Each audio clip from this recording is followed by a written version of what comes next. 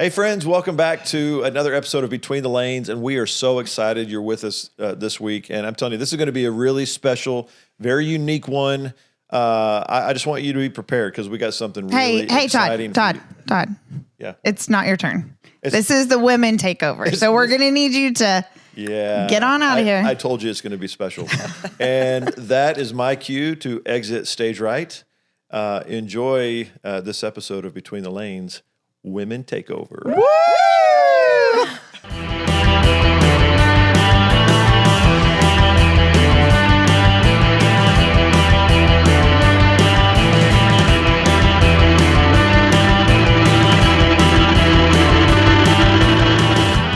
Got to be cool. You can make it happen, Captain, but remember, you got to be funky. Hi, I'm Jan, and I'm the mother of all these children. I have 4 kids, 2 daughters and 2 sons, and my oldest son is married to Belinda. Hello, everyone. I'm Todd's wife, and we have been married 28 years, and we have 3 kids. And Lisa, I'll take it to you, send it to you. I am the oldest daughter, but I also like to refer to myself as the number 1 daughter because it's very hard to swallow being the oldest daughter. I've been married to Braxton for 24 years, and we have 3 boys. And next, we'll send it to Marcy. Okay, I'm Marcy. I'm married to Tyler, and we've been married for 20 years, and we have 4 kids, 2 sets of twins. So... And I'm the baby, if I wasn't giving off that baby energy. And I have been married for 15 years to Brett, and we have 5 kids. So that's us. Including triplets. Including triplets. We have a lot of multiples in this family. So Yes, we do.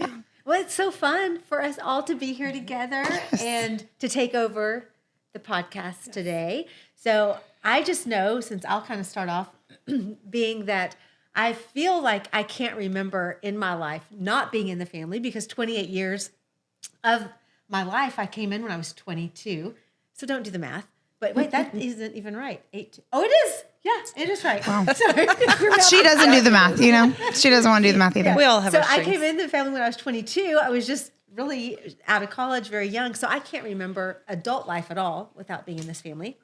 So it feels like just family to me, not an in-law family. And you've always felt like a daughter to us. Well, thank you. Yep. I know I could tell a funny story about us when Todd and I were just first dating, and we went to a restaurant, and I had just met you, Mom, and we were at the restaurant, and I ordered, or maybe you ordered first. One of us ordered water with lemon and a straw, which is what I always got.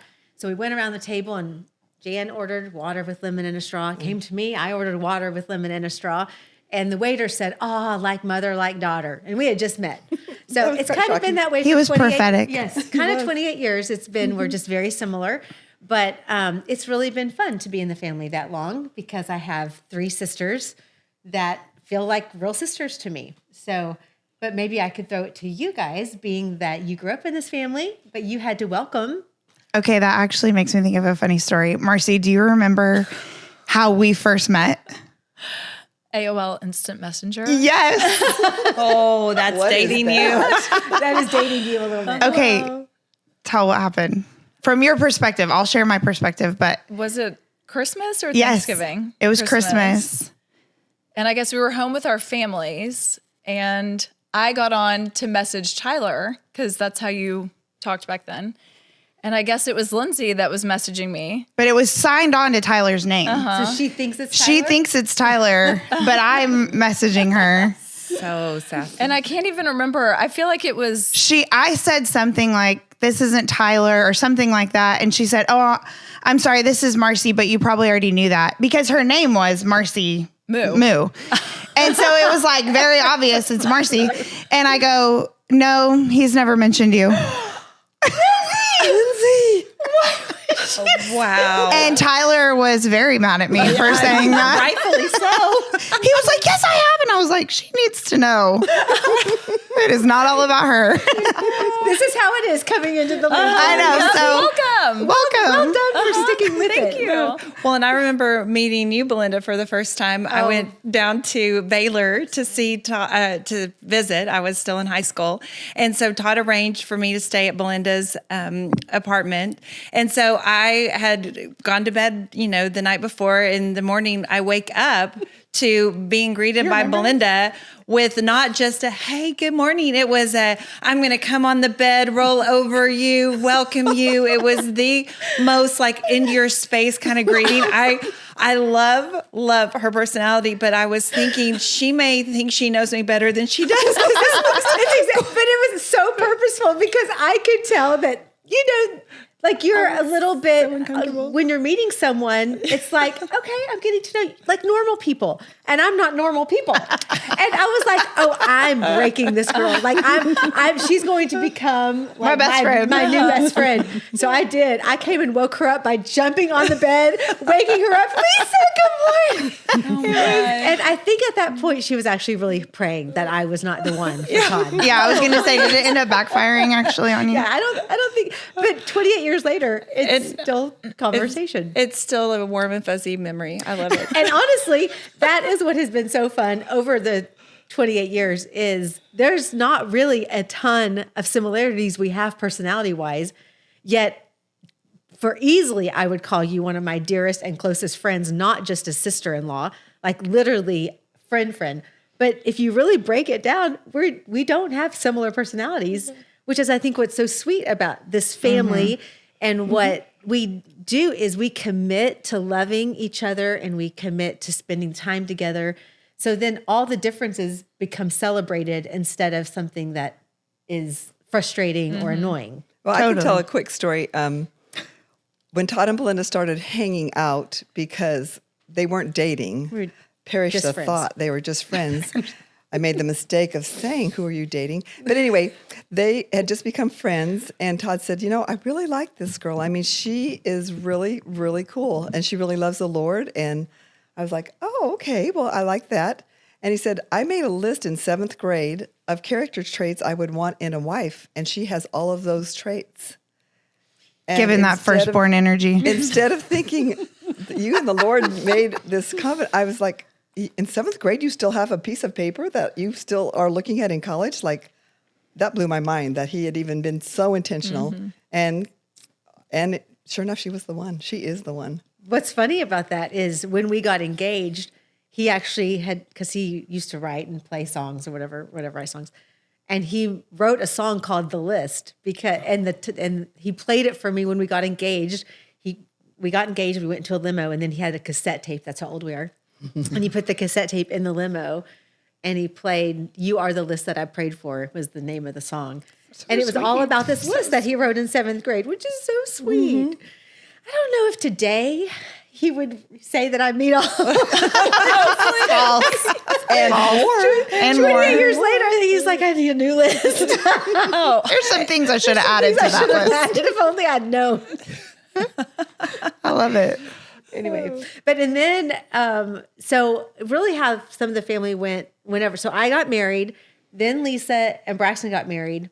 And so we shortly then had kind of kids together. So in our family, I feel like we have this dynamic of almost 2 sets. So us and the Corleys, I had 3 kids, you had 3 kids, kind of around the same ages. And then it was kind of round 2 with you and Tyler and you and Brett having your kids. So it's so fun when our families get together because there's cousins for everyone. Everybody has somebody. Except Olivia. Maybe Olivia would say. Olivia. She has JD now. She has JD. Yes, our oldest. So we had Olivia first before anybody else. And so, but she always connected so well with the adults because she's firstborn. And then when Lane got older, her and Lane became such close friends. But anyway. Yeah, and I love, though, how our older kids love being with their younger cousins. And I remember that we would have families that when Lane would go over to hang out with friends or whatever, and they would have younger siblings, he would actually really connect with their siblings. And the parents would always say, he's just so good with the younger kids. And I just really did attribute that to being the oldest of all the cousins and really having just the desire to be, relational with them, that he just was very just natural in doing that. So You don't realize how unique it is until you're around somebody who like Brett, he didn't grow up with a lot of kids around. I mean, when we had Harper, she was the first baby in his family in 21 years. So he knew nothing. We get together with mom's side of the family every year for family vacation, and there's always a baby. I mean, everybody. I mean, there's just so many of us. And so I hadn't even realized how unique it is that the older cousins are so used to being around babies and little ones until you're around, people who aren't like that at all. And then you're like, oh yeah, this isn't very common for the older kids to be so comfortable. We hand the babies to the older kids and we're like, go play, give the mom a break, and they're like, when okay. you have triplets, it's like nobody's fighting over a baby because there's one for everybody. Everybody gets a baby. You get a baby, you get a baby, you get a baby. But this also makes me think something unique about our family because it is so big. But some part of what makes it feel so big is we stay so connected through so many different generations. So would you talk a little bit about Branson and that family tradition? So I grew up the oldest of 5 girls. You all know them. And then they had children and their children had children. But anyway, when we started out, my parents wanted to be with us because my sisters and I lived all over the country. So we would go to one place, Branson, Missouri, and do stuff on the lake. And it started out with, I think Todd was 1. And now we've been doing it for 50 years. 49. Yeah, this will be the 50th year, I think. Yeah. And y'all were the only ones that were married, Right. and the only ones that had a kid, Right. when you first started going. Yeah. But And when then I tell people about Branson, and they're like, "Oh, family reunion." Yeah, we have a family reunion too. I'm like, no. Let me explain. So, I mean, it's like really like everybody stays so close. Right. Well, we always have a family night in Branson, and we talk about what the Lord has done through the year, and then we ask for prayer requests, and so we get vulnerable with each other with a big group. Like this year, I think we had 60, maybe 50 some, and a couple babysitters, and we still manage to keep that closeness because we want to be involved. We want to share God with everyone, and we want everyone to be on the same page. And what has surprised me is we all stay on the same page. None of us parented the same. None of you parent the same, but it's still the same principle involved of wanting to raise godly children that are respectful and love God and love their family, love each other. And so I think of people ask me parenting questions, and it's like there's no one way that's the right way to parent because I have 4 daughters that parent very differently, and yet the outcome is so beautiful. The children are respectful, loving, kind to each other, and kind to the family, and love the Lord. So it's really special. I love it. Yeah, I was thinking about the parenting thing. And what I think is really cool is kind of what Belinda said, like Lisa and Belinda were kind of the first to have the kids. And so I feel like we kind of got to benefit from watching how they parent and really What not to do. false. No. And seeing the fruit of your work. Like your kids are awesome. I mean, they are just genuinely awesome and so kind to our kids and so loving and so embracing. And even like they have a cousin's text thread. Like all of our kids are on it and they text each other throughout the week, checking on each other, encouraging each other.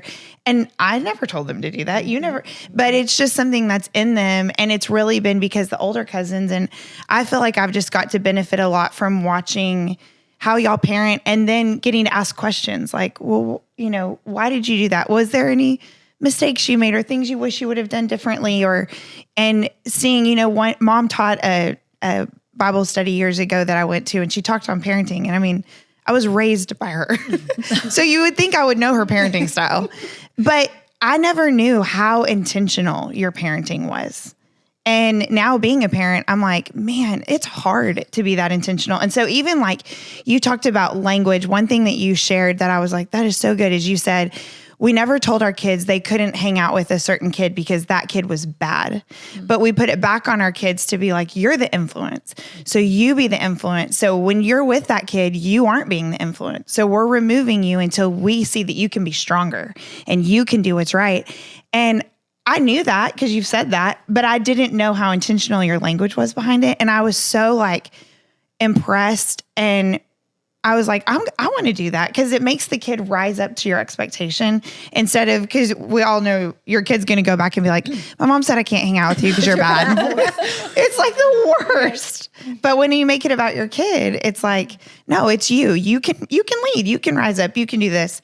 And I'm grateful because I've seen even y'all do that and teach me things about the way that you parent by being an example, but also being open to ask questions and talk. And I think another benefit of just choosing to be so connected as family is the accountability. I know that my kids, part of, obviously the way we raise them and that because they love the Lord, that's why they make choices. But I also know a lot of what they think about when they're making choices is that they have this accountability of family. Mm-hmm. They don't want to disappoint family. They want to stay close to family. Family is paramount to them. And it actually is reflective in how they think about choices they want to make or decisions that, that guide them. Is what would the family say about this or think about this? Because of the intentionality that we've, gone to say family is important. Family's for life. I don't know. Well, I remember Dad always saying that you are either being influenced or you're the one doing the influencing. And so we've even had that with our kids to say there's two camps that you're going to fall into. Which one will you choose? And so we have really wanted them to realize that you are going to either become like the people that you surround yourself with, or you have the opportunity to take a stand and draw those to you that are like-minded. And so but also remember Dad would always sit down next to us and be like, so you have any secrets to tell me? And it was always so convicting too, because it was like, I don't know, maybe, I think maybe I might. But even recently, I hear Dad doing that with my own kids. And I just think, it just takes a moment for them to kind of think, is there anything that I'm hiding? And it's not in a way that makes you feel shame or want you to feel condemnation, but really when things are hidden, that's where the shame is. Mm-hmm. That's where the enemy has an opportunity to come and just tell you all kinds of lies about who you are. And I just love that Dad and you, Mom, just really modeled, let's bring to light what you may feel like that you are struggling with or you're dealing with. And so we cannot let you operate in a spirit that wasn't designed how God wants you to see yourself. And so it just helps them be able to have even a place to bring out what it is that they may be feeling like, I can't share this with anyone, or what would they think? We want them to be released from the hold that it has on their life. Mm-hmm. I think you did such a good job of creating that space for us, Mom, because you were always so just real. Like you were a pastor's wife for so long, but you didn't ever feel like you had to live up to these expectations. Like, I have to be here because I'm a pastor's wife. I have to do these things. It was always about I do these things because I want to do them because they're a value of mine, not because I feel this obligation of this role that I have to live in. And I think you created an environment in our home to be real, and you would admit yep, I screwed up on that one, or whatever, but you would own it. And I think it helped, at least for me, it helped me feel like, okay, it's okay. Well, and I didn't ever want to have an attitude that I wanted you to be perfect, because I don't think that's reasonable. I don't think anybody is. So I just wanted you to be the best you could be. And I didn't always know what that was. But so I tried to make an atmosphere where I could see what you're best at, what you're not good at, and kind of help steer you, but let you do it yourself too. So there was never a spirit of perfection that we were trying to achieve. It was really about our heart and what it looked like to live a Christian faith. And so that to me was what I think helped us not feel such a who's watching us, who are we trying to impress kind of thing. It was always directing us about our relationship with the Lord and how do we steward that. And so, yes, did we make mistakes? Are there things that we definitely look back and go, man, we did not do that well? And even as a parent now, there will be days where I have really failed as a parent, and I just go, well, I'm not getting Parent of the Year this year, because I'm not trying to say that I've got to do it right, but I do think it's a heart of really even just communicating with your kids about, I've been entrusted by the Lord to help you find what God's put in you. And that's what I think you and Dad did an excellent job of really looking at each one of us individually, helping us recognize what made us unique. How do we pull that out of each one of you and creating space for that? And so it allowed us to each have our own stories, not one of us has the same path that we got to where we are now. But I just even see now of why we're able to all be together is that we're not trying to be in someone else's lane. And so even back referencing with Belinda saying how different we are, it's like we can celebrate our differences because I'm not trying to say, come be like me because this is the way we should all be. But I can also celebrate the differences that we have to think, how can I still evolve and grow and mature to take what you have that's different than me and add that to my life? And you have to be intentional with that. I think part of the rub in families are when you don't agree on something or you don't, like what the other person's doing, to be mad at them or to just have a little bit of conflict. And I think that because we've had to deal with that kind of thing. And I think it's communication and acceptance and love because it covers so much. If you just intend and purpose to love that person, then it covers a lot of the idiosyncrasies that might bug you, and you can get past it. You don't hold on to offenses. We're big about just letting it go. But if there is something that we can't let go of, talking about it and communicating, not trying to be right or wrong, but just communicating with each other so that we get it understood. And maybe we still may not agree, but we are not going to let that come between the relationship because that's more important than an issue. I mean, I remember years ago, I did ask Lisa if I could share this, but excuse me. Years ago, I mean, the boys were little and, Lisa and I were some of those differences were being highlighted. I don't know if it was through parenting or just, I think part of the dynamic is besides Marcy and Tyler who live in Houston, we all live in the same area. So we were in the same church together, the same life groups together, especially because our kids were the same age. Lisa and I were in all of our worlds were the same for a period of time, same friends, same events, whatever. So some of those differences were highlighted and we just got stuck. There was just a season where we were a little bit stuck in the relationship. And you and Dad actually were aware that we were a little stuck. And you and Dad called a meeting between me and Todd and Braxton and Lisa. And the six of us sat down and we had to hash out what are the differences and what are the issues and what's going on. And I've reflected on that because I would say today, and I said it earlier, but Lisa is one of my most cherished friends in the whole world, not because I'm related to her, but I would choose her as my friend outside of that. And it's just such a special friendship. I trust her. I literally know I could tell her anything. I trust her so much, as I do all of you. I was waiting. Sorry, this is just about Lisa right now. Excuse me. Always trying to steal the spotlight, Lindsay. As I do all of you, but it took one. I have always appreciated when I've looked back at that. I've always appreciated that you and Dad protected the family so much. You said, no, we're seeing something in our family that could take a direction we don't want because we are going to fight for unity and we are going to fight even for friendship and just for us, this being a place where people love to be together. And when you saw that being off, you intervened a little bit to say, hey, what can we do to help mediate this situation to get us back on track? Mm-hmm.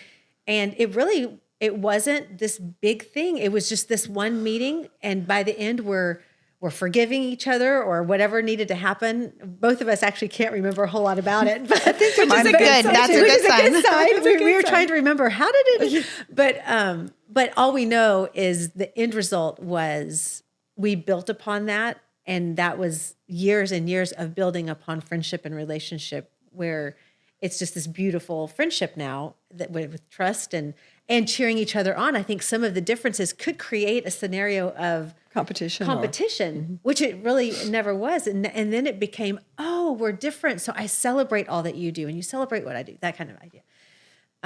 But I just appreciate that really stemmed from you and Dad choosing to protect the family in that mm-hmm. way. Mm-hmm. And so it's just one example of, no way is this family perfect, but we fight for unity and relationship and being together, mm-hmm. And we truly enjoy each other. And we do it. We do, but it does mean that sometimes you have to check your mindset, because it means that, maybe it's another day of 5 days in a row. We're all going to get together again, and it's going to be the same fun, and we're going to have the same energy. I think it was one vacation we came home.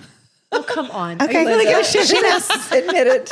We came home from family vacation. We'd been together. I will give her that. It had been several days we'd been together. I'd love to say I was pregnant or something. I was No. hormonal. No. Let's just go with that. Yeah, sure. She's pregnant. And I don't remember what led to it, but we said something and Belinda said, I'll be fine if I don't see you people. That literally, she goes, you people, for several days. And I was like, oh, well, same. I meant it in the best way. Yeah, I took it that way. She just needed a couple of days to recharge. It was just fine. needed Yeah. to recharge. You really did. Well, It's one fine. thing about this family that people may need to know is you go and go. There's Energizer Bunny times 5,000. And we're at one meal talking about where the next meal is going to be. And I mean, it's not a lot of downtime. Yeah. And a girl needs her downtime. Yes. In fact, that makes me want to ask Marcy. Oh God. Because I'm thinking about, this dynamic. Like I said, we all live here and you live in Houston. So for you to come, when you come visit us, you stay Well, 8 and y'all days. probably dread when we come because We love it. We love it. We do We not love dread it, it. but it is such a commitment. And talking we about love it. intentionality. So tell us about, like, on your side of it, how it is. Because literally you brought all of your Christmas presents. Well- You bring all of in the summer, you pack for life. I mean, it is a commitment It's for a sure. commitment. Well, and how do we you went not have resentment to being the one that always has to come to us? You never make it seem because like it's we a wouldn't burden. have it any other way. I mean, that's just for 20 years. I feel like that's what we love is to come here. But you So- guard that space so well of being just even bitter at times, of being the one like, we're having to bring our small children. We're having to come to you. Like, I have never heard that from you. Never. And you always come with such joy and such like willingness to stay. How many days? Because we're the ones that we can't wait to get our fill of you. But you're the one being really sweet. relocated. You And know? then half your family ends up crying when they have to leave. I'm like, wow, I love that. They want to stay longer. Yes, they do. They bawl their eyes out. They don't ever want to leave. None of us want to leave, but it's so fun. It's so special. We love the life that God has made for you in Houston. I mean, obviously there's so much favor and blessing on you guys there, but it is always sad because we do feel like, oh, there's always just this one little piece of our heart that's, it's only complete when you are with us, But you've done such a great job. You haven't. But what was it like for you? Because you have your sister. Like your family was a little less chaotic. So when you came into this group, like how did you handle all of the? Just like Brett, we love it. I'm sure. I mean, They I think probably it took go and Brett cry in a little room bit longer. together. At family gatherings. Are you kidding? Like, we didn't have all the traditions and all the things, and so that was so special to be able to get to know all these people and then to call them family. And I mean, it's just been awesome. I mean, but I think what's also been sweet is how your families have become part of our families. Like when your moms come up to see us, and then I feel like I'm so invested in your sister's life to know what's going on with her. And then Let's just be clear. Just a few days ago, your sister Sue, so Aunt Sue, was here, and my mom was here, and Allie. Not even sort of related. They're not related at all. It's my That's a mom and strange it's your family sister, tree. but they've become friends because Susan and Sue is introducing my mom to Allie, which is her daughter-in-law, and she says, "Allie, I want to introduce you to my good friend Georgia." While I'm sitting there, and it's like also known as Belinda's mom. Sue is like my good friend Georgia. I'm like. No, she's here because she's my mom. Well, and like Marcy's mom, our girls go to camp in the summer, and Marcy's mom sends a care package to Harper, my daughter, with her girls. Sweet. I mean, she's not and their she went grandmother. to visit Grandma Lane. Yeah. My dad's mom, Marcy's mom, went to Omaha and goes and visits my dad's mom at the facility that she lives in just because she is just, I mean, it's exactly what you're saying, Lisa. Like when you're in with us, like your family, I mean, your mom has checked on my kids. How are they doing in math? And, all these things, like it really is pretty cool to see. But I do think because we're kind of on the receiving end of something that, Grandpa started when he said, I want my family, no matter where we're spread, I want us all to have a time when we come together. And that's what Branson was. But then I even think when we're here, we're a little more consistent than we've been able to be now, but we would do family lunch and Dad would send out a text, and it would not be that everyone had to show up. It was who's ever available, where we'll be, what time. And so that was if we haven't seen each other before, we know that day we'll at least get to connect. And I think why it's so important when Tyler and Marcy come that we really do carve out the time that they're here, because we realize that it's very important to maintain and cultivate the relationship part that won't happen otherwise, because it can very easy that we all are in different stages, very much pulled in different directions, and it can feel a while that we connect. And so it just is that reminder of, if you want to have close relationships, you have to be intentional of where you're putting your focus.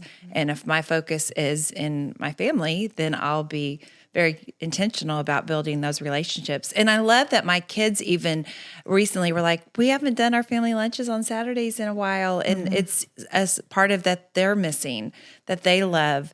And so it just is something that really does, as you model, your kids become the recipient of what they're seeing you guys do, that they are the beneficiary of. And I know, it's kind of one of those things I've heard people say before.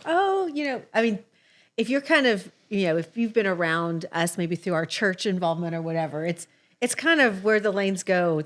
Where one goes, they all go. And we tend to make a statement. There's so many of us, and we've had comments along the years of, I love your family, or I wish I had a family like that. And I think it's important, as we do get to share about the sweet blessing of family God has given us, to remember not everybody comes from a family like ours. And I think the encouragement that we would want to give someone listening is, whoever you are, whatever you've been given or have had in the past that hasn't maybe been what you desire in your heart for family, you can be the one to start. Like you can start the generational blessing, that God promises when you commit your life to Him, surrender to Him, and then choose to raise children that way. So it's like, I would never want it to come across like, oh, well, we have this great life and everything is perfect. We have a lot of hard things in our families that we've had to walk through, but we have just always committed to love God first, to love each other, and to do the hard things that require relationships to grow. But I think it would be important to say, hey, if that's not if none of this feels relatable, then start today. And you can have, some of that can happen for you. Yes. And each of us had to make the commitment, because there is a sacrifice that each of us have to have. There are things that maybe we want to go do that isn't really fun, or I don't really want to go do that.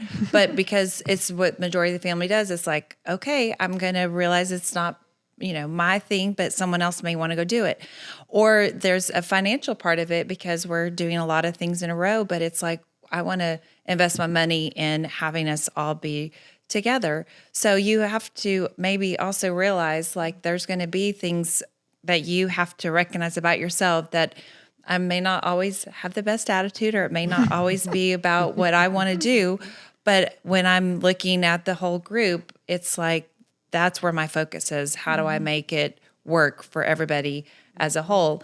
And then, for Braxton, when we do stuff so many days in a row, he needs to maybe, go take a nap. He has to retreat to be able to recharge. And so what we have found over the years is we're together for whatever big lunch or big dinner, and then there's an afternoon lull, and he can go back home, kind of get done whatever he needs to do. And that's just enough time for him to be able to come back and be all in again. And so just knowing what it is that each person needs to be able to come, be present, not be resentful, not feel like it's taking everything out of them. And so that's also an important discussion to have, because when he first started disappearing, people were like, does he not like being around us? And it couldn't have been any further from the truth. But it was having that conversation to be like, this was really good for him, so this will be good for us in the long run. We'll get the best Braxton. Version of Braxton. Yes. I remember when I had little ones, and my kids are very close together. I mean, it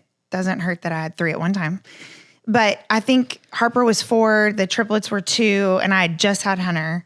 And I was overwhelmed. And I remember I texted a friend who had a lot of kids too. And I said, how do you do it? Like, what does your day look like? Give me no, I think the triplets were 2. So it was yeah. So she gives me, literally, she sends like a schedule of her day. At 9, we have worship. At 9:30, we have coloring. At 9:50, I hide letters in sand and they dig out letters. That and sounds just like you, Lindsay. Exactly. And so I was like, okay, I'm going to do this because I need like structure in my day. And so I remember I like wake up with so much resolve, like I'm going to do this. And I have her schedule. Like, I'm like, okay, 9 a.m. worship. Here we go. I turn on worship and my kids are like, no, all about the bass, like totally secular music, nothing about God. They were bummed. It was the music choice. They were like, turn off this song. Let's jam. And I'm like, oh my gosh, they don't even love the Lord. Like, I'm failing. Exactly. And so then it's like, I'm like, okay, we got to change. It's 9:30 now. It's time for coloring class, So I set them down we had like this like picnic table, and I set them down, 2 on one side, 2 on the other side. And I put crayons in the middle, and they're like, I want the red. I want the blue. And they're fighting over it. And I'm like, no, this is not how coloring time goes. This is not going according to plan, And I just remember like being mad at her. Like, how could she do this? Like, there's no way. I want video proof. I want to know. And also feeling like a complete failure. Like, how can I not? It's 10 and I've already failed the 3 courses I was supposed to do. And what it taught me, and what I would say in this too, is like, you can't make your life fit someone else's agenda, structure. What works for them doesn't always work for you. And so we have, through intentionality, but also just by the grace of God, figured out what works well for our family. And we enjoy it. And it really is life-giving. And even though there are moments when it's like, okay, I'm kind of having to make myself do this thing, at the end of the day, it brings us life. We genuinely enjoy it. And I would say, if you don't genuinely enjoy like some of the things we're talking, like adapt to make it your own. Don't try to fit your life into the structure that's worked for us. What we're talking about in this is like, what we feel like, number one, giving honor to our parents, because they have been so intentional with how our family dynamic is run, but also just to kind of share like what's worked for us in hopes that you can find something to relate to. Mm-hmm. But at the same time, like I go back to that feeling of failure, like, I can't get this right because I was trying to fit someone else's schedule and agenda. And so don't try to fit into our dynamic. Make it your own and be intentional with your own family. And my dad, I'm going to steal something he said this morning, but he said, my grandparents created an appetite for family because they used to pay for everything. If you'll come meet us for dinner, we'll buy your dinner. If you come on family vacation, we'll pay for it. And they created an appetite to want to be together because it was paid for. Mm-hmm. But once you create that, then they just want to come. Mm-hmm. And I even was saying to Dad, now we've created it in our kids where maybe there's sometimes when we're like, I don't really want to go see that cartoon, or whatever. But our kids are like, what? We have to. The family's getting together. We've created an appetite in the next generation that almost creates accountability for us to go, no, we need to be there because our kids want to be there. They want to be with family. And, not out of pressure, but out of genuine enjoyment. But it might have taken, developing the appetite first. And going back to what you were saying about, you may not be somebody who wants to do it the structured way or whatever, and I think one thing that I appreciate over the years that I've had to learn, but I've also seen modeled, is just a lot of grace. Yeah. You have to give so much grace if you are committed, if you desire and are committed to wanting a close family then there will be a lot of grace be given because you're dealing with so many different personalities and each person was raised a certain way. Like, especially us in-laws coming into the family, you all know, y'all were raised in the same home. So even if you're different personalities, you know how your systems go. Well, we had very Lisa would say we were raised in different homes. for sure. Well, that is probably true. You didn't get the same Jan. No. You're welcome. But it is, but Marcy and I were raised in completely different homes and bring that, and so a lot of it is just giving grace and being having a forgiving heart, and then just also receiving forgiveness and also just realizing, like Braxton, Brett, even I remember, I think Branson year 1 or 2 was so overwhelming for Brett because he comes from a family with just one other sibling. And he's not as good as hiding it as Marcy. No, but I truly was enjoying it. Oh, good. Okay. There was no hiding. Brett was not enjoying it. No. Marcy is engaged. She plays games. Brett hides. But not anymore. That's true. And that's what's so sweet is 15 years in, it's a completely different Brett. But some of that was because we don't give in very easily. Yeah. We don't take no for an answer. But really for him, it was just choosing. Yeah. Okay, you know what? There is actually a lot of benefit here if I'll just let myself enjoy it. Mm-hmm. I have a question, I guess for both of y'all, but I feel like Marcy, your mom lives a little further away. Georgia's a little closer. So your mom does come around sometimes, but do you ever feel like your mom's like, hey, remember this side of your family? Do you have another side too, I don't think so. I mean, she's in Houston a lot, and I feel like she helps with the kids and watches the kids a lot. So I feel like she gets her fix that way. But I mean, she's an only child, so I think she just can't really relate to the chaos and the craziness. And so the amount of times we've invited her here, she just likes to be with her little tiny group because that's just how it is. So she's very happy to just be with our family and, So her and Brett will go on vacation. Yeah, exactly. And they can watch scary movies together. Perfect. Yes. It's a match made in heaven. Yes, exactly. Oh, goodness. Mom, is there anything else that you want to share? Any memories that you had? Oh, what I did want to share, but I don't know the answer to this, but if you come from a family that's not a functional family, that has a lot of issues, and maybe even a lot of divorce, and then step sisters and brothers, and then step grandparents, and the thing I don't want anyone to feel like is like, well, then we can't have this because we don't have the intact family. But what would you say to like even some friends that say, I don't have a family that I want to get together with because they're creepy or whatever. I don't know if creepy is a good word, but you know what I'm saying. You're right, but you know what I mean. So I mean, what would do it for them? Just starting with your own family and making the traditions, which is actually what my dad did, my mom and dad. And it was just our family. And like you said, they paid for everything. And so we were willing to come, drive as far as we needed to go just to be with each other because none of us lived by each other. And so that was the motivation to be together and just be with our own family. Well, if you have your own family and there's nobody else that you want to be with, start with your own family and do your traditions. And then as your children make wise decisions and marry wonderful spouses like my children did, then you can start including them into the family and being, becoming a family unit like we've got. Like I heard a study that they said that most kids will tell you, especially when they get in like junior high and high school, I do not want my parents around. Like, I do not want them anywhere near you. They'll tell you that all day long. But the study showed that they actually do want you around. They just don't want to say it. And they want you to push through that barrier and actually show up.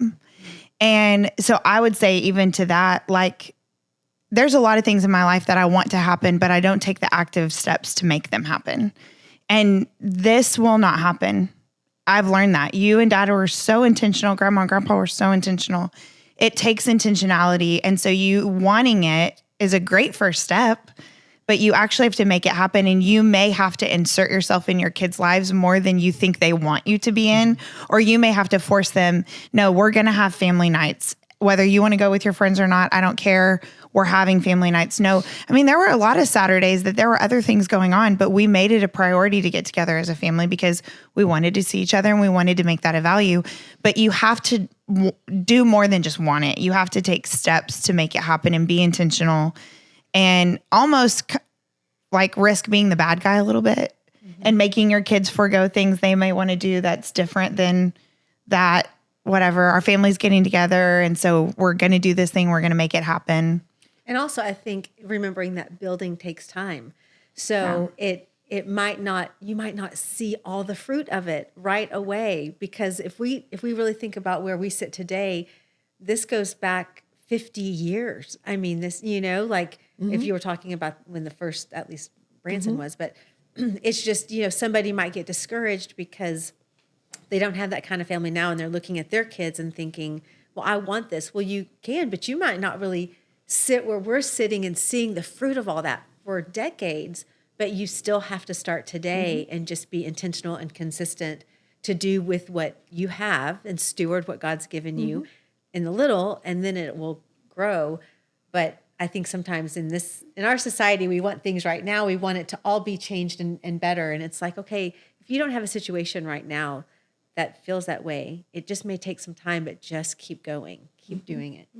I think one thing that was always interesting coming into the family, I was the first one married into the family, so the first non-blood related person. And so I come from my own family with my own siblings and the way, and, thankfully I'm so grateful to say I was raised in a Christian home with parents who love the Lord and siblings who love the Lord. So at least that was in common. But still, it was a very different atmosphere. You guys were raised, differently. And one thing was different. My parents were educators, and you guys were in ministry. And Todd and I have been in ministry for many years, but I wasn't raised with that. So I always found it interesting to see kind of the result of kids who had been raised in the church, whatever, but as a result of being pastors' kids. You always maybe can kind of hear the pastors' kids, but yet you had all of these kids who were very different in personality, but they all loved the Lord. And I was always fascinated with okay, what they did something right to grow these kids up in the church, but they all love the Lord. But I know weren't perfect. I mean, Todd was pretty close to perfect, I have to say. Yeah, I know. Try living up to that. It's been real annoying being married to that, by the way. Mr. Perfect. But, so I'm interested, and maybe somebody listening would be interested to know, I know that you still had parenting struggles and parenting issues, and nobody was perfect. But why'd you point at me, Belinda? I didn't. I went like this. It was very general, but maybe more fingers pointing. Yeah, for sure. It's okay. I'll own it. We can get into it. Yeah. So just I was always fascinated by it, and I think other people would want to know, was it always great, or were there really struggles, even though this was a Christian home with a pastor? And well, from my end, I just know that we were always trying to raise our kids not as pastors' kids, but just as kids. So if we made a rule in our house, it wasn't because the church believes this or the church wants it. It's because what we believe as Christians is right or wrong. And so that's our rule. It's not the church's rule. And we got feedback from our kids, too, that someone came up to them at church and said, I can't believe you said that, or I can't believe you did that. Your dad's a pastor. You shouldn't be doing that or saying that. And that would go all over me because they're not the boss of them. They're not raising them. So I would just tell the kids, you don't have to listen to them. I mean, don't be disrespectful, but you do what we say, but not what they say. So I had a strong conviction about it, and I don't know why. I think maybe because my parents were that way too. They didn't ever want us kids to be religious. They wanted us to be real in our relationship with the Lord. And so that's what we wanted for our kids. We want you to have a real relationship with the Lord, and not a fake one to impress or to placate somebody else, but just, I want you to know him, because he'll tell you, and the Holy Spirit will tell you, that wasn't right, and you shouldn't do that. And because your mom and dad can't always be around. Mm-hmm. And so if we're not around, we don't need to worry about it because God's watching over you, and we're not going to, and you will be found out. That was the other thing we said. The Holy Spirit will tell us what you've been doing. It's like, oh, No, I don't think so. Tom has a great story, and I think he may have told it actually in a podcast, but our son Tyler had been having a little bit of an attitude and obeying the speeding limit laws and things like that as he was driving. And so one day Dad was coming home from work, and he was getting ready to turn left on the street that we lived on, and he looked to his right, and there was a police car lights going, and then there was a car, and then Tyler's car in front of that car. And so the policeman pulled them both over. And so Tom turned right instead of left and parked behind them all and walked up to the car and said, well, hey, Tyler, what's going on? And Tyler just kind of slunk down in his seat. And the policeman came up and said to Tom, I assume you're the dad? And he said, yes, I am. And I see you still have some work to do. So, Tyler, I'll see you when we get home. And then let the policeman take over from then. And then he has yet to come home.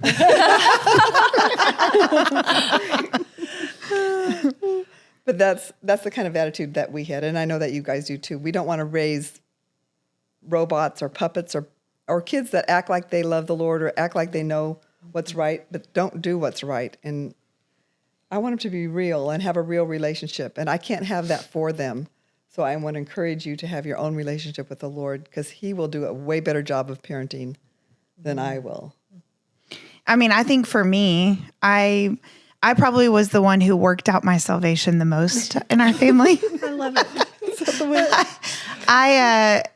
I think being the youngest of four, and so Todd and I, there's a 10.5-year age gap, 4 kids in between that. But I think for my personality, I always needed to know the why behind things. And I don't know, if you have more than one kid, when you get the why question, whether you've made an inner vow that you'll never say it, you will say it. Because I said so. Just do it because I said so. And that kind of was where it had gotten with me, was just because I said so. And I really needed to understand why. And so I think I struggled a lot in navigating my relationship with the Lord and really making it my own. And probably, I don't know, because I have my own story, but it felt like I struggled more than most of my siblings. And what is interesting, even in hearing you talk, is I really did love the Lord. And so it's always confusing because I made choices that maybe on the outside would have looked like I didn't, but I genuinely did. And I really, when I say I was working out my salvation, I really was, because I was trying to figure out what I believed. And we went to Mexico as a family for my grandmother's 80th birthday. And we were sitting in the airport. I don't know if y'all remember this, but Dad had said to us, he was like, okay, now that y'all are older, and Brett and I didn't have kids yet, but everybody else did. And he said, now that y'all are older and parents, what's something that we did as parents that you would do differently? Kind of, and I was just like, I think I would answer why more, because I wanted to know why. Why does our family think that's wrong, and where is it in Scripture? And I do think that there was a lot of that. I'm not saying that was never explained, but there were a lot of gray areas that aren't so specific in Scripture that I was like, why is that wrong? And why? And so when I went to college and I was around Christians and that wasn't wrong to them, then I was like, hey, I don't know why that's wrong. So you don't think it's wrong and you're a Christian? Great. Let's do it, And I really had to be like, oh, okay. And I had a friend tell me this years ago. I had posted something on social media and it was just snarky and it was very immature. It was very immature. And she texted me and she said, you need to take that down. And I was like, why? It's my Instagram. I can post whatever I want. And she said, you're right. You can. But what level of influence do you want to have? Because if you want to have a high level of influence, you can't post stuff like that. And I was like, oh, fine. So I deleted it. You've been talking to my dad. I know. Did my dad call you? But it did change the way that I thought. It changed it from being so much about right and wrong, even though it is that way. But it is a thing to go say you're the highest form of athlete. You're an Olympian. You can't eat whatever you want. It's not because it's bad and it's not because it's whatever. It's because you are called to a different level. You are called to be an Olympian, and Olympians train different. They eat different. They behave different. And I had to change my mindset to be like, yes, I am a Christian, but that's the bare minimum. That's where I'm starting. So what level of influence do I want to have in my life, and what things do I need to say yes and no to? That may not be, some things were wrong and I should have been saying no to them, but some things were gray, and I needed to go and find out the why for myself and go, okay, if I want to be an Olympian in the faith, then I'm going to have to change my appetite. I'm going to have to change the way that I train, all these things. And it really came more from me kind of having to work that out. I wasn't the kid that just could take, this is what you need to do and this is what you don't need to do. And it's that. And I remember sometimes my mom would be like, when I tell Lisa not to do something, she doesn't do it. Why don't you do that? And I'm like, I don't know. I would love to just be that okay with it, but I'm not. No one can be as obedient as me. Yeah. Sorry. Well, and also, for you moms out there, with the first child, you do tell them why. And then the second child, you tell them a little bit of the why. And it never goes anywhere. They always argue anyway. So by the time you get to the last one, you're like, I'm not telling you why. I'm just telling you to do this or not to do this. Yeah. Because I'm done telling why. I'm tired of being argued with. Argued with. And we're done talking about it. The answer is no. And I'm not going to tell you why. It's a secret. And it's the reason I think we would all say we're thankful we had more than one kid because, like for us, I'll just speak for Todd and I, Olivia was firstborn, typical firstborn, very by the book. If you read a parenting book and it said, okay, at 6 months, they should be doing this and da-da-da-da, Olivia would be doing that exact thing. And she's kind of remained that way her whole life. And our other kids, they're amazing and really just as obedient, but really different personalities where some needed more of the explanation and some, they just, and so we would feel like first-time parents 3 times over because what worked for the first one didn't work for the second and didn't work for the third.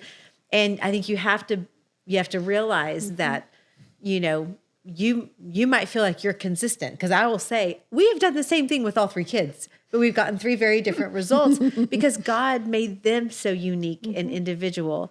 But you have to kind of, that intentionality is where you find those nuances and go, oh, this child is going to need more of this, or this child is,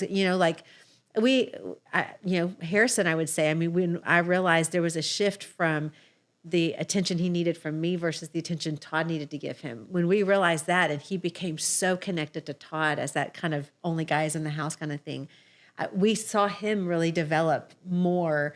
I just wasn't able to give him some of the things that Todd needed to be able to, so it's just recognizing the thing about who you are and who you're raising and the kind of bent they have. And one thing I said to Mom was, because we were having a conversation one time and she was like, what did I do? Like, what could I have done differently? And I looked at her and I said, Mom, God was perfect and Adam and Eve still sinned. Sometimes it is not about the parent. It is about the kid. And I had to go through what I had to go through to experience God in a way. So sometimes it's not all about parenting. And that can be really freeing too. Like you might have multiple kids and raise them all the same way. And then you're like, what the heck happened? And it's like, we have our own free will too. And, you have to do what you can do. But at the same time, they're a person and they have to do they have to make choices too.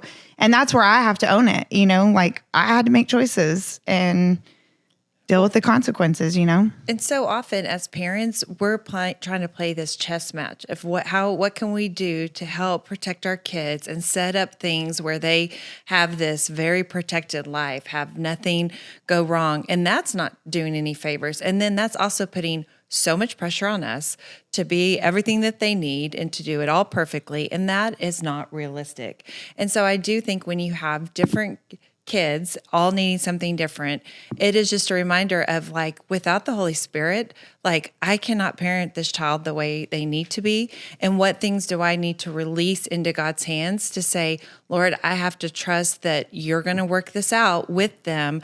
And so I don't have to fear that now I'm going to parent them out of fear because what I see I don't like. So now I'm going to overreact to help adjust what I'm not liking instead of just really trying to trust that how the Holy Spirit's going to come and work it out in his timing and his way. Because we all know that it's the love of God that draws us to repentance. So we even want that to be how our kids respond and what they're maybe not quite understanding, but we want it to be the love that really changes their hearts. So they're not doing it to appease us or to think that this is what's going to help my parents accept me more. And so I really do think that as much as it is, the kids trying to figure out stuff, I've also thought the Lord's reminding of like things that it's pulling out of me, like, and then today, do I really trust God with every aspect of my life? And your kids are one of the most treasured things that I feel like as when you become a parent, they all say it's like a love you've never experienced. And it's true because you want so much to just hold on to that. And you can try to hold on it too tight that you aren't really trusting the Lord with them. And so it kind of really has helped me even understand my relationship with the Lord now becoming a parent, because there really is nothing that they can do to ever separate my love for them. But there are going to be things that will create a wedge at times between us, or the consequences will look different. And we tell our kids all the time, I need you to hear our heart, that just because we're saying no to you, I don't want you then to project of other families that maybe are doing, because some are gray, right? There aren't as black and white, but we are making choices because where we feel like the Lord is taking our family. So what we're trying to do is get you to that point. So they're going to have questions. Why is it fair to them? Or why can they do that? And we're not trying to say, well, they're wrong and we're right. We're just needing you to understand our family's mission and where God's trying to take us. And that's hard. That's hard to talk through. And sometimes you have to let them work it out. And sometimes they're mad at you and you're like, it's okay, we'll get there. But it's important that they understand as our unit what we're working towards. And again, staying in our own lane. Like, we're not trying to bring everyone into our lane. We're not trying to tell everyone to do it our way. We're just trying to figure out what God's called us to do and how do we get there. Well, because comparison always either leads to pride or judgment, because if you compare, you're like, well, we're doing it better for sure. Or you're like, and sometimes both at the same time, you're judging the other person for how they're doing it wrong or failing. And what I found out is you usually end up doing that, or, eating your words somehow. I have a little bit of a pivot. It's a parenting thing, but it's, Marcy and I have something unique, and that's we're moms of multiples. And I would love to hear, because I think there are certain aspects that I just didn't see coming in being a mom of multiple. Do you feel like because you have two sets of twins, do you feel like there are challenges it's hard because you only know twins. You have two sets of twins. So you don't really have a kind of cross comparison, but do you think there's things that like you look at your friends maybe and you're like, oh man, it's just this aspect is different having twins? I think for me, I have to remind myself often that they're completely different people. And a lot of times I parent them all the same, or each set of twins maybe. So it's more just figuring out what each one, they're all so different. So them being born at the same time doesn't really change the fact that they're just like having 4 kids. Yeah, but just at the same time. So, listen, we're figuring out as we go, because it's like kids are amazing. Amazing. Well, how do you navigate so for me, one of the things that's hard is like friends, you don't want people to think they're a package deal. But then if someone calls and invites Caroline and doesn't invite Amelia, or, it was hard at first, but I feel like that's what we want, and that's what they want, is to have their own. They still have a lot of the same friends. More so, my boys have like a group of friends that they're just really close with. But the girls have a lot of the same friends, but a lot of times they'll get invited separately, and I think that's the best thing ever. But a lot of times the parents are afraid to ask, because they think they go together. So they don't want to hurt the other one's feelings if they just ask one, but that's really what we want. So we've had to navigate that recently. Like people won't ask it at all because they're like, we really just want one, but I don't want to leave the other one out, so we won't ask at all. And I'm like, man, that's a bummer for the one you were going to ask, Things you don't expect, if you don't have more than one. Because like if your kids are 2 years apart, they're not going to worry as much about that. But having ones the same age, it's tricky for sure. It is tricky. Can we touch another subject that comes around some, and then that's sleepovers.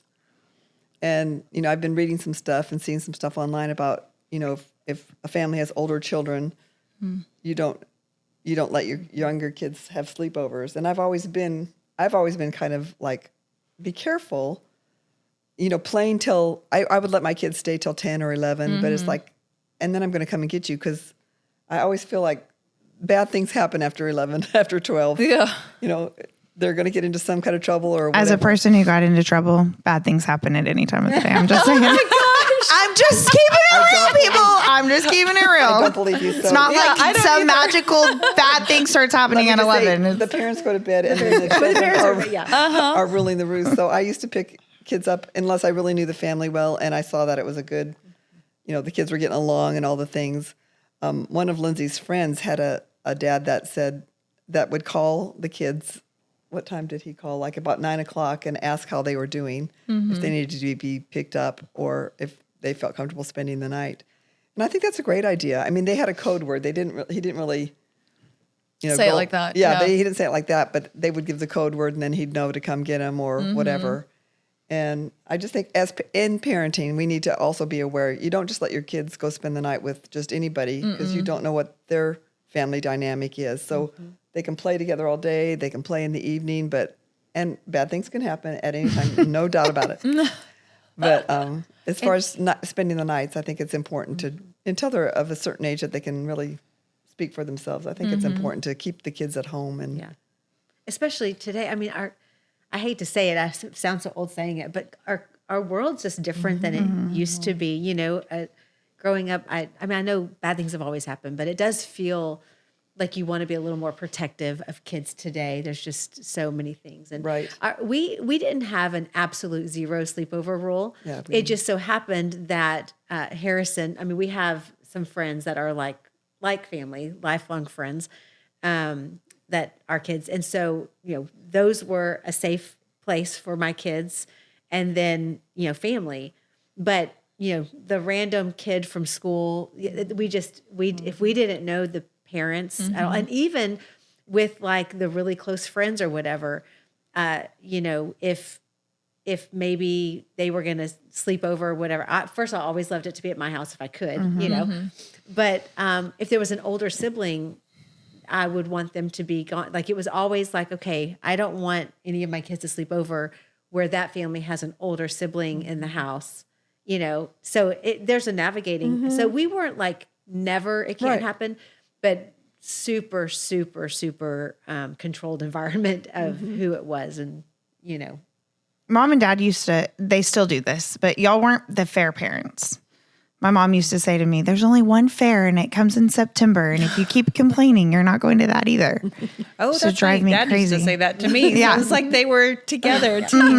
But they really didn't have hard and fast rules that were just like set in stone across all of us. It was kind of on a case-by-case basis. We didn't even really have a hard and fast curfew. It was more like, well, check in as long as I know where you're at, and very like trusting, which was. I guess Todd would probably say they did have a very hard and fast. This is where it would be the parents you're talking about. Todd will listen back to this and be like, no, he didn't get his license because of a hard and fast rule of curfew that he broke. So he had to wait 6 weeks or something for his license. Just two. Oh, well, it's felt like the fish 6. was this big and now the fish is this big. It started out 2, but now it's 6 weeks. Yeah, I'd say every firstborn kid all needs their own support group because they really are. Parents were just still like figuring things out, right? And so you do kind of with each kid start to realize, well, maybe that wasn't such a big deal, so you do,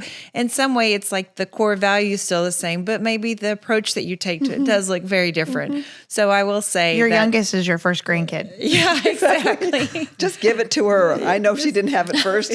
Just give it to her anyway. And what's really humbling is when your own kids start telling you, like, Mom, are you sure that's a good idea when you're parenting your youngest child? You're like, probably not. You're right. You take this one? I know, right? I'm really tired by now. Harper, one time we were somewhere and she walked up to me and she goes, Mom, I'm going to run to the bathroom. Can you watch the kids? Oh my. And I was like, okay, I've given you way too much power in this situation.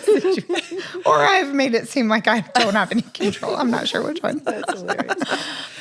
Okay, so as we're wrapping up, I had one more thing that I wanted to just in thinking about maybe who's listening, and maybe because we just finished a holiday recently, but in our family, I would say we're really blessed because compared to families that I know that I've walked with some really hard things, we don't have what I would say, a lot of tragedies in our family that have been this, unexplainable loss. I'm so thankful for that. Like, thank you, Lord. It's just, it's just the Lord. That's all I can say. Thank you. But what I do know is we have had loss in the family, in that even the grandparents, your parents that you talked about that started a lot of these traditions, aren't with us anymore. And we've had to walk through, that season where we had to say goodbye to them and still choose to carry on the family that we know they would be proud of, and that they would, have wished they would have created. So how do you feel like our family has navigated that part, even though we haven't had a lot of loss? We've had some, but I know families out there that have had loss would probably want to know, like, how do we, even we've talked a lot about good, but in the bad times or in the hard times of the family, how have we kept the family together? You know what? I think giving space to grieve is the very best thing. And I think, just going through a few things recently, I learned a lot when I got my cancer diagnosis of just not everyone grieves the same way and the same length of time. And it's okay. It's okay to wonder, why did this happen? What is going on? My life is changing. Why in the world? I didn't do anything to deserve this. And all the things that we think about, and not feeling guilty about it. It's okay to go through all the feelings and maybe not vomit them on everybody, but it's okay to talk about it. And then asking the family to pray. When I first got my diagnosis, everyone gathered around me. All the grandkids prayed for me. I mean, it was really a sweet time. So I think I feel like if you're going through a hard time, take the time to assess what is going on, and then feel free to grieve it or mourn it. Like when my folks died, there's a mourning period of, I can't believe they're gone. And I still think I need to tell my mom, oh, it's been 5 years. Okay, so there's nothing like right or wrong about your grieving or your mourning. It's okay. It's okay. Just don't, I told the kids, don't get bitter. In your grief, it's easy to get bitter at God or at other people for what is going on. And it's okay to grieve, and it's okay to acknowledge the loss and mourn it, but don't get bitter. And to keep our hearts soft and pure and continue to trust God, even though that seems like, well, he was not faithful. I got this.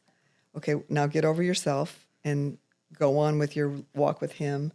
Let him comfort you, because only he can comfort you in a way that will really mean something.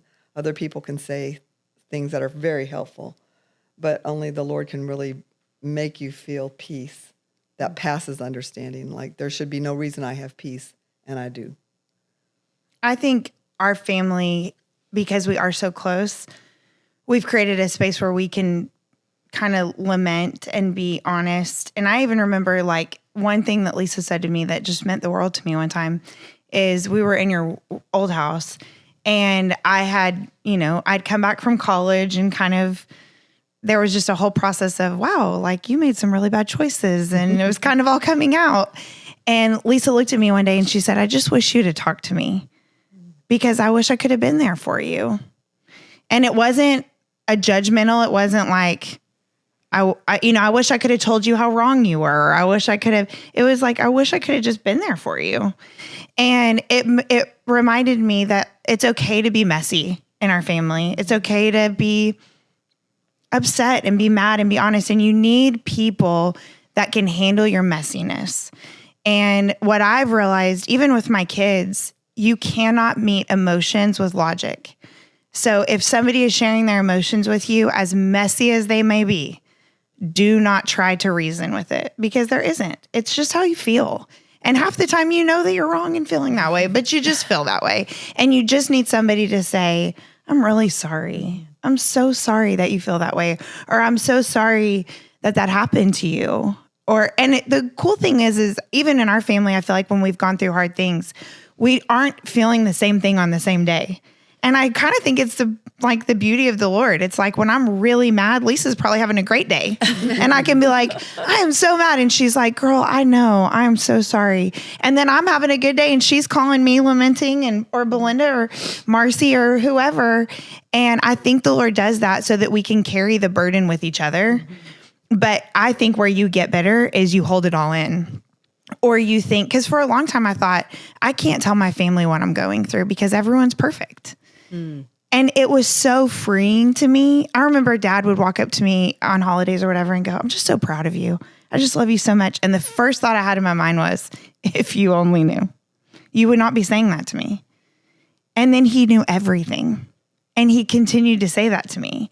And it was just so sweet because I thought, he knows everything. This family knows everything. I can have messy and you still choose to have relationship with me. And I think it's even more beautiful for our kids to see. Like we rally around each other and we are a safe place to process. And it's how we keep from getting better because we're honest about how we feel. And somebody in our family said, you can have your emotions and you can have all the emotions you want, but we're not going to let you stay there. And I think that that's true. Like get it all out, but then we're going to move on. We're not going to stay in that place. So. And we're not going to use your messy against you. Yes. And that's what I also feel like is huge, that we don't then use it for a day that I can't wait to be able to pull this back out and hold this against you. It's like, nope, I want to be here to help you find God in it. I want to help you walk through it.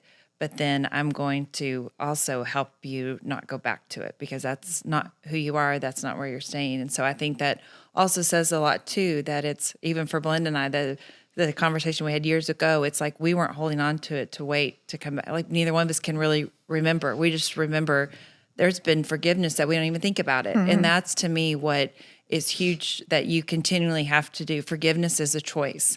And so, if you're asking, will you forgive me for what I did, and I'm choosing to do it, then I have to then move on. Mm-hmm. I can't hold that against you or think, boy, I really didn't know that about you. Do you know what I'm saying? Because we all then will have opportunities for where we feel maybe uncovered, and we want to know that in our conversations that we know we're going to be able to walk whatever it is out, but I know you won't then in the end come and use it against me. Mm-hmm. And that's what I'm grateful for, the choices that our family continues to make. And it's a continual process. It's not a one-time choice.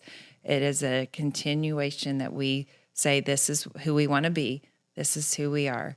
And that is what I believe has helped make our family strong to this day. Well, when you know somebody for 40 years and you remember them when they were 20, I mean, you're like, remember when you were an idiot? Because most 20-year-olds are, no offense. There's a lot of 40-year-olds that are too. I was going to say, but no. But it's like when you're with somebody for the long haul, you have a lot of ammo and you can really hurt them because you know a lot of information about them. Mm-hmm. And so it is what creates safety and security in going, everything, but you don't bring it up. You choose not to. Tyler, when I was in college, he wrote me a letter. I still have it in my Bible to this day, calling me out. He was like, when I was with you, I know something's going on and you're not making good choices. And it's not who you are. And he called out things in me that he was like, this is who you are. Mom and Dad would be sad to see this. And you don't need to do this. And he never shared it with anybody. Mm-mm. I've shared that story, but he's never told anybody that because it wasn't about that. It was about him being there for me in a time that I needed somebody and him calling me to a standard, but he never held it against me. He never embarrassed me with it. He never used it against me. And so it just has created a space where I feel like it's okay to be messy and it's okay to not have it all figured out. Okay, well, thank you for enduring the women takeover. I hope it's been good and not too much talking. We're so glad you're here. Thanks for joining us this week on Between the Lanes. We're going to pray and we'll see you next week.